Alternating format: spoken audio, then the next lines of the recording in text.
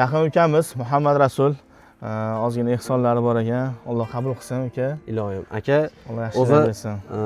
Instagramda yaqinda faoliyat boshladim. Instagramda 600 ming so'm daromad qildim aka. Alloh rozi bo'lsin. Chin yuragimdan, chin qalbimdan chiqib mana aka yarmini olib keldim 50%. Aka, iloyim shu boshlagan ishlaring chiroyli bo'lib bitib, aka.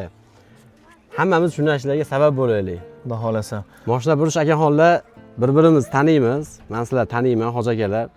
Xudo xolasa jannatga o'rtakashlar shetda ekan. Xudo xolasa. Ha, o'rtakash, jannatga o'rtakashlar. Kelib $50, $100 o'rtakashga beringlar. Inshaalloh jannatga olib kirib ketadi. Xudo xolasa. Kelinglar, imkoniyatlaring bo'lmasa qo'llaring bilan.